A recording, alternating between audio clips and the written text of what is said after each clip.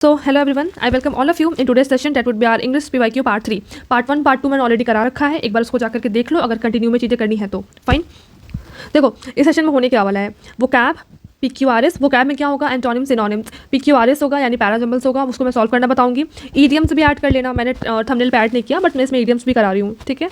Error detections भी होंगे और साथ में क्लोज टेस्ट। तो जितने भी PQRS के क्वेश्चंस हैं या फिर जितने भी नरेशंस के क्वेश्चंस हैं यानी स्पीचेस के क्वेश्चन, तो सभी मैं इसमें इंक्लूड कर रही हूँ। तो जिनको भी मॉक देने के बाद भी अगर कॉन्फिडेंस नहीं आता है और लॉजिक हिट नहीं हो पाता है, वो बस गेस करके आंसर्स दे देते हैं और उनको समझ में नहीं आता कि आंसर सही भी हुआ तो कैसे हुआ, या फिर कोई आंसर गलत हुआ तो इसका सही आंसर क्या होगा। तो ये वीडियो सिर्फ उनके लिए है, फाइन। जो भी एस्पिरेंट्स हमारे एस एग्जाम्स देते हैं, BET स्टेनो हो, BET CGL हो, CHSL हो, MTS हो, तो जितने भी जहाँ भी इंग्लिश आती है उनके लिए बेस्ट होगा कि आप मेरा वीडियो एक बार करो। और साथ में मैं बताऊंगी ट्रिक्स भी कि किसमें क्या देखना होता है, कौन सा आंसर होता है, और आंसर निकालना सिखाऊंगी एंड एलिमिनेट भी करना सिखाऊंगी। और मैं डेली टारगेट देती भी आप लोगों को कि आप वहाँ से फॉलो करो चीज़ों को, और साथ में ताकि एक स्पीड बिल्ड हो और कंटिन्यूटी आए आपके पढ़ाई में। और यहाँ पे सारे ही टॉपिक का एक ही में समअप होने वाला है, क्योंकि मैं सारी PYQ से करा रही हूँ, कोई मॉक क्वेश्चन नहीं है, सारे आए हुए क्वेश्चन एग्जाम में। तो बस इसको ही कर लो, काफ़ी है, लॉजिक हिट हो जाएगा और साथ में क्वेश्चन सॉल्व करना भी आ जाएगा आप लोगों को। चलो फिर स्टार्ट करते हैं आज का। So our first question is antonym बताना है किसका, कॉम्पैटिबल का। कॉम्पैटिबल मतलब क्या होता है, अनुकूल। अब पूछोगे मुझे कैसे पता है, तो मैंने भाई वो कैफ करा है पहले, ठीक है। तो कंपैटिबल का मतलब होता है अनुकूल, मतलब ईजी टू एडजस्ट, कोई भी सिचुएशन हो आप वहाँ पे एडजस्ट कर जा रहे हो, तो उसको कंपैटिबल बोलते हैं। आपके अकॉर्डिंग है, वो आपके फेवर में है, ठीक है। अभी देखो इसका एंटोनिम बताना है, तो पहले एंटोनिम बताने के लिए पहले हम इस सबका मीनिंग पता होना चाहिए। एनर्जेटिक का मतलब क्या होता है, एनर्जेटिक किससे बना हुआ है, एनर्जी से बना हुआ है, तो पता चल रहा है कि जिसमें बहुत सारा एनर्जी होगा वो एनर्जेटिक होगा। इनकन्सिस्टेंट क्या होता है, इरेगुलर, जो कि रेगुलर ना हो, यानी नेगेटिव वर्ड हो गया। इमैक्यूलेट क्या होता है, फ्लॉलेस, फ्लॉलेस स्किन हो गई आपकी। इमैक्यूलेट मतलब परफेक्ट, बिल्कुल परफेक्ट, उसमें कोई भी किसी भी तरीके की कॉम्प्रोमाइज़ वाली सिचुएशन नहीं हो, बिल्कुल क्लियर है, राइट, उसको इमैक्युलेट कहते हैं। हेल्पफुल तो सबको पता है, हेल्पफुल मतलब क्या होता है, लोगों की हेल्प करना, ये हेल्पफुल हो गया आपका। असिस्ट, ठीक। तो पढ़ो, रीड करो। कॉम्पैटिबल मतलब अनुकूल, चीज़ें उसके फेवर में हो रही है, तो एंटोनिम क्या होगा, ऑब्वियसली वर्ड नेगेटिव कौन सा है, इनकन्सिस्टेंट, इरेगुलर, मतलब चीज़ें बहुत इरेगुलर है, डिसकंटिन्यूड है, तो इसका मतलब ये इसका एंटोनिम होगा। सभी पॉजिटिव वर्ड्स हैं, ये फ्लॉलेस स्किन है, परफेक्ट है, ये हेल्प कर रहा है लोगों की, तो आप ऐसे भी दिखा सकते हो कि कोई चीज़ें पॉजिटिव है और एक नेगेटिव है, तो डेफिनेटली नेगेटिव वाला आंसर होगा, या फिर 3 नेगेटिव है एक पॉजिटिव है तो पॉजिटिव वाला आंसर होगा। ये भी मैं धीरे धीरे चीज़ें टॉपिक से क्लियर हो जाएंगी, बस साथ में करते रहो, आराम से क्लियर हो जाएगा, it's not a big deal, fine. चलो नेक्स्ट पे चलते हैं। इधर है एप्रोप्रिएट मीनिंग फील करना है, ऑलराइट। तो पन्ना है मध्य प्रदेश में, किसकी बात हो रही है, डायमंड की बात हो रही है, ठीक है। इससे रिलेट कैसे करते हैं ये देखो, पूरी पढ़ने की जरूरत भी नहीं है, पूरा मैं पढ़ने को बोल भी नहीं रही। नेगलेक्ट मतलब करना होता है इग्नोर, ये तो पता होगा, नेगलेक्ट करना, किसी चीज़ को बेदखल कर देना या फिर इग्नोर कर देना, नजरअंदाज करना। स्कॉरिंग मतलब होता है ब्राइट, इग्नोर मतलब होता है नेगलेक्ट, इन दोनों का साइनो है ये आपस में। और एमेंडन मतलब होता है त्याग देना, ठीक है। तो डायमंड की बात हो रही है और साथ में बता रहा है कि फॉर्चून सीकर है, जो बता रहे हैं कि ये जो territory for years, precious stone, मतलब आने वाले टाइम में ये प्रीशियस स्टोन का ये टेरिटरी बनेगा, ठीक है। इसको फॉर्चून सीकर ही बता रहे हैं। तो आई गेस डायमंड से जो मैच करा वो कौन सा वर्ड हो सकता है, इग्नोर तो हो नहीं सकता, अच्छे के बारे में बात हो रही है, फॉर्चून सीकर ऐसा बता रहे हैं, तो डेफिनेटली मेरे अकॉर्डिंग ब्राइट वाला आंसर होगा, तो इसका आंसर सेकंड वाला ही होगा, आप चेक कर लेना, ठीक है। देखो मैंने सामने ऑप्शन से एलिमिनेट किया और आंसर आपके सामने है, बस आपका वोकैब गेम बहुत स्ट्रांग होना चाहिए और वहीं से आप एलिमिनेट करना सीखोगे, तो एक दिन में नहीं आता है। मैं ऑलरेडी डेली PYQ डेली कोई आपको डेली टारगेट सीरीज देती हूँ, आप वहाँ से मेरा वोकैब कर लो, नीतू मैम की वोकैब है, वहाँ से भी आएगा आपको, बट करो, कुछ भी करो, बस करो। नाउ नेक्स्ट, अब ये देखो इसमें दिया हुआ है लैविश का हमें सिनोनिम बताना है। लैविश का मतलब होता है लिजार, मतलब लिजार वाली जो ज़िंदगी होती है ना, बहुत ज़्यादा रिच, लैविश लाइफस्टाइल जो सेलिब्रिटीज़ की होती है, ठीक है, इसका सिनोनिम बताना है। तो लैविश का मतलब क्या होता है, लग्जीरियस, ये तो सुना हुआ वर्ड है, काफ़ी आप लोगों ने सुना होगा, न्यूज़पेपर में पढ़ा होगा, देखा होगा, लग्जरियस लाइफ। मीगर मतलब होता है स्कैर्स, मतलब कम, कमी, किसी चीज़ की कमी, मीगर बहुत कम मात्रा में, मतलब कम अमाउंट में। अमाउंट क्या होता है इसमें, बहुत ज़्यादा कम होता है, जैसे आई हैड माई ब्रेकफास्ट, तो किस अमाउंट में, meagre, I had a meagre breakfast, right. Stylish is a positive word, unique भी पॉजिटिव वर्ड है, यूनिक मतलब अनकॉमन, ठीक है। तो लैविश का डेफिनेटली लिजार होगा। लैविश का एंटोनिम क्या होगा, तो लैविश का एंटोनिम मीगर होगा। क्यों होगा, मतलब लैविश मतलब तो रिजार, रिच, बहुत ज़्यादा, अच्छे अमाउंट में, लैविश है, बहुत ज़्यादा है उसके पास, और इसका एंटोनिम क्या हो जाएगा फिर, स्कैर्स, और सिनोनिम क्या होगा, लग्जीरियस, ठीक है। चलो नेक्स्ट, अब यहाँ पे मीनिंग बताना है ईडियम की। Qualifying for JEE advanced has given अभिकृति a shot in the arm. तो पढ़ के देखो, फील हो रहा है कि उसने एग्जाम क्वालिफाई किया है और इसलिए उसको आर्म में शॉट लगा है, राइट। तो पढ़ के देखो क्या पता चल रहा है कि एक बूस्ट स्टिमुलेंट की काम हो रही है, उसने एग्जाम क्वालिफाई किया है, सेंटेंस ही पॉजिटिव है। सेंटेंस पढ़ के देखो पॉजिटिव फीलिंग आ रही है। तो ऑप्शन देखो, अनाउंस की बात हो रही है, नहीं होगा। मेडिकेशंस कैसे हो जाएगा, क्वालिफाई कर रहा है ना, ये भी नहीं होगा। ट्रबल की बात, सेंटेंस जब पॉजिटिव है तो ऑप्शन भी हमारा पॉजिटिव होगा। तो बूस्ट और स्टिमुलेंट, ये वाला इसका आंसर होगा, क्योंकि ये पॉजिटिव बता रहे हैं, एक बूस्ट मिल रहा है। बूस्ट मतलब क्या होता है, पॉजिटिव, किसी पॉजिटिव एस्पेक्ट में बात हो रही है, तो पॉजिटिव की बात हो रही है तो पॉजिटिव आंसर होगा। Now move to next. I hope it's clear. मैं बहुत ईजी लैंग्वेज, बहुत बेसिक लैंग्वेज समझा रही हूँ। अब यहाँ देखते हैं, रूथलेस एंटोनिम बताना है। अब देखो यहाँ पे रूथलेस मतलब होता है निर्दयी, मतलब नॉट काइंड। रूथलेस बहुत रूडली, ठीक है, आप ऐसे रिलेट कर सकते हो, नॉट काइंड, वेरी रूड, इसका मतलब ये होता है, ठीक है, यानी नेगेटिव वर्ड हुआ। अभी देखो, रिसोल्यूट का मतलब होता है फर्म, यानी बोले तो डिटरमाइन, डिटरमाइन होता है, बिल्कुल बिलीव है, फर्म बिलीव कर रहा है, रिसोल्यूट है अपनी चीज़ों को लेकर के। और हॉस्टाइल मतलब होता है अनफ्रेंडली, और काइंड ऑफ दुश्मन बोल सकते हो, हॉस्टाइल, हाँ दुश्मनी बोल सकते हो, या दुश्मन वाला बिहेवियर। और एफिलेंट मतलब होता है रिच, धनी, जो मैंने लास्ट पढ़ा, लग्जीरियस हुआ इसका, लाविश हुआ, लिजार हुआ। और लीनियंट मतलब होता है, लीनियंट मतलब होता है वेरी काइंड, लीनियंसी दिखाओ, किसको बोलते हैं ना, किसी टीचर को आप लीनियंट रहो, या फिर बहुत अच्छे से बात करी, बहुत लीनियंसी दिखाई, वेरी काइंड, एक टाइम तक वो काइंड रहा, ये नेगेटिव वर्ड है, ठीक है। और देखो रूथलेस, तो रूथलेस का इसका अपोजिट होगा लीनियंट, बहुत निर्दयी था, बहुत कड़ा था, लेकिन और कोई इंसान लीनियंट है तो बहुत काइंड है, तो इसका मतलब इसका एंटोनिम ये होगा लीनियंट। एफिलेंट का कोई मतलब यहाँ पे नहीं है, हॉस्टाइल का भी कोई मतलब नहीं है, और हॉस्टाइल एक तरीके से रूथलेस का हो सकता था सिनोनिम, बट यहाँ कोई मतलब नहीं है। और रिजॉल्यूट तो टोटली डिफरेंट वर्ड है, आप कैसे एलिमिनेट करोगे, बेस्ड ऑन योर वोकैब, अब वहाँ से उसका एलिमिनेट करना सीखोगे। आई होप इट्स क्लियर, इससे ईजी लैंग्वेज में नहीं समझा सकती।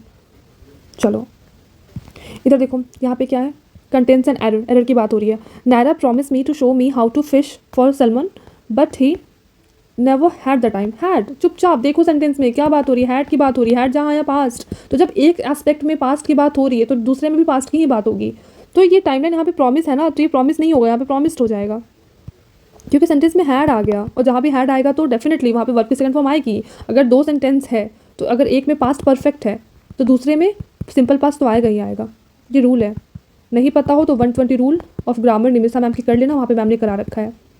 दो टाइमलाइन की बात होती है तो पहला वाला पास्ट परफेक्ट में होता है एंड सेकंड वाला सिंपल पास्ट में होता है, ठीक है। तो इसका आंसर होगा फर्स्ट वाला, फर्स्ट में प्रॉमिस नहीं होगा, प्रॉमिस्ड हो जाएगा। जहाँ पे सेम वही क्वेश्चन है जो मैंने लास्ट में टाइम में कराया था, वही रूल पे बेस्ड है। एक्टिव वॉइस में चेंज करना है, वॉज प्रिपेयर्ड लगा है, वॉज के साथ वर्ब का थर्ड फॉर्म लगा है, यानी हमारा ये सिंपल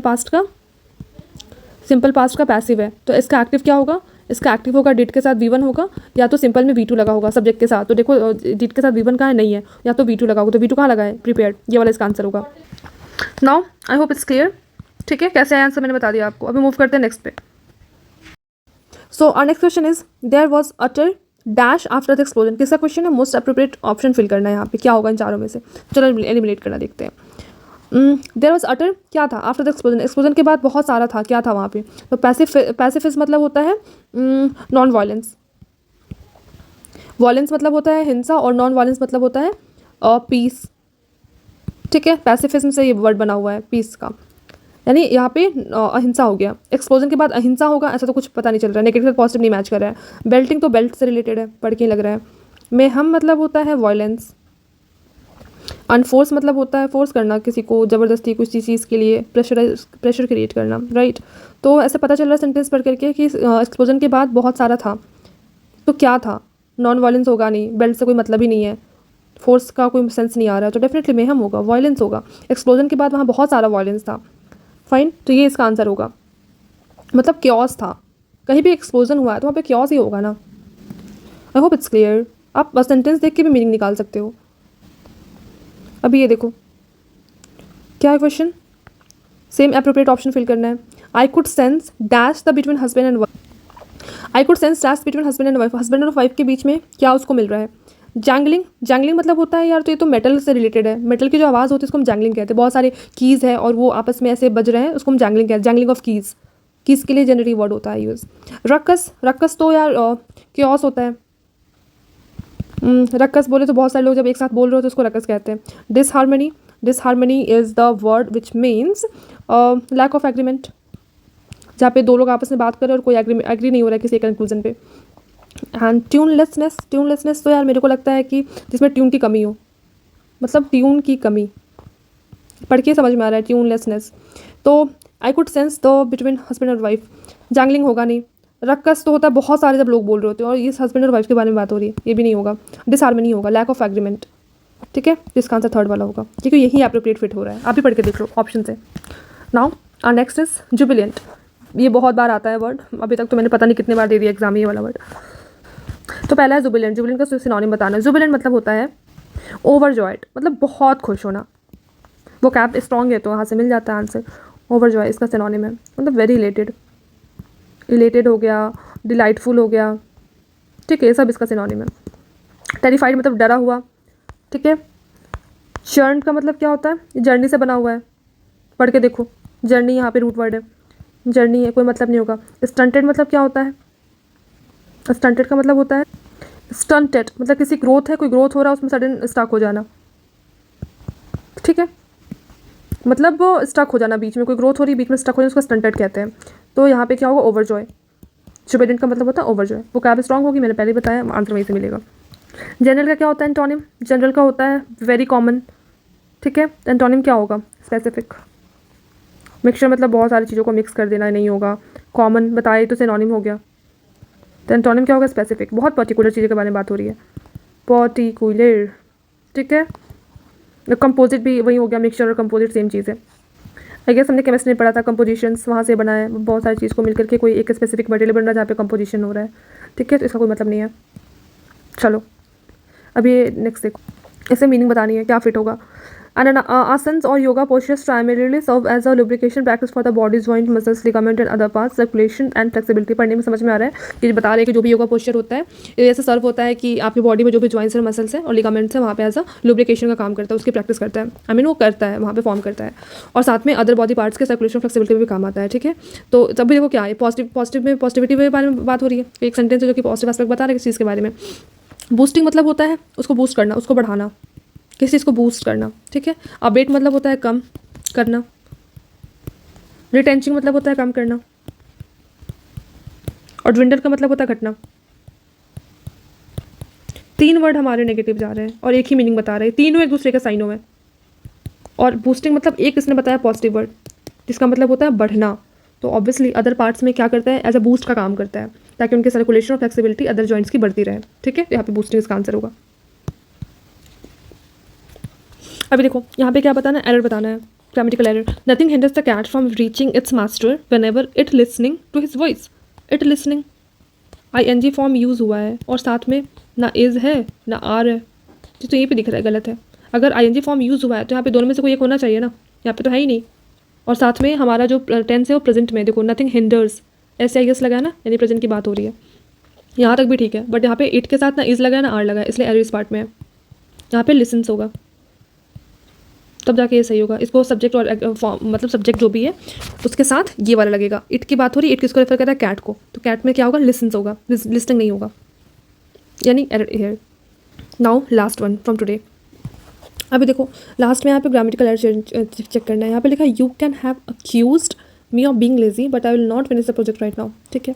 तो देखो जब भी मॉडल फॉर्म होता है, जैसे कैन हो गया, मे हो गया, या फिर माइट हो गया, अगर इनके साथ बी लगा होगा तो हम वर्ब के थर्ड फॉर्म यूज़ करते हैं, ठीक है। बट अगर बी नहीं लगा हुआ है तो हम इनके साथ वर्ब के थर्ड फॉर्म यूज़ नहीं करते हैं, फाइन। तो देखो अगर यहाँ पे कैन लगा हुआ है और साथ में हैव लगा है तो यू गाइस गेट कंफ्यूज कि हैव लगा है इसलिए हमने वर्ब के थर्ड फॉर्म यूज़ करी, बट नहीं, सिंस ये मॉडल वर्ब है तो इसको हम प्रायोरिटी देंगे, इसको हम पहले चेक करेंगे। भले ही हैव लगा है तो क्या हुआ, जहाँ पे यू कैन हैव अक्यूज नहीं होगा, ओनली यू कैन अक्यूज होगा, ठीक है। क्योंकि देखो एक तो सबसे पहले यहाँ पे फ्यूचर की बात हो रही है, फ्यूचर टाइमलाइन में दिया हुआ है, तो फ्यूचर के जस्ट पहले हमारा प्रेजेंट आता है, पास नहीं आएगा, फाइन। तो यहाँ पे हैव नहीं लगेगा, यहाँ पे होगा यू कैन अक्यूज़, प्रेजेंट में बात होगी, या फिर आई कैन बी अक्यूज्ड। अगर बी लगा है तो वर्ब की थर्ड फॉर्म होगी, नहीं लगा है तो सिंपल अक्यूज़ होगा, तो यानी एरर हमारा होगा थर्ड पार्ट में। आई होप इट्स वेरी क्लियर, मैंने बहुत ईजी टर्म में समझाया आपको। तो ये है आज का पूरा हमारा पार्ट 3 का PYQs। एंड कुछ भी ना समझ में आए मुझसे पूछ लेना, और इतना करो daily by daily, I hope and I wish और साथ में प्रोग्रेस भी देखना कि आपका जितना इंग्लिश में अच्छे नंबर आएगा उतना किसी का भी नहीं आएगा, अगर सिर्फ आप मेरा फॉलो करते हो तो।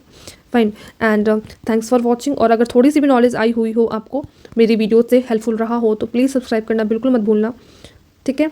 एंड जिनकी भी स्टैनो के एग्ज़ाम में प्रैक्टिस करते रहो, सीजीएल वाले को good luck for their mains exam, and do ask me if you have any doubt, feel free to reach out to me. कुछ भी नोट्स चाहिए हो, कुछ भी PDF चाहिए होगा, मेरे से ज़रूर मांग लेना। चलो फिर, ये था आज का। So have a good day.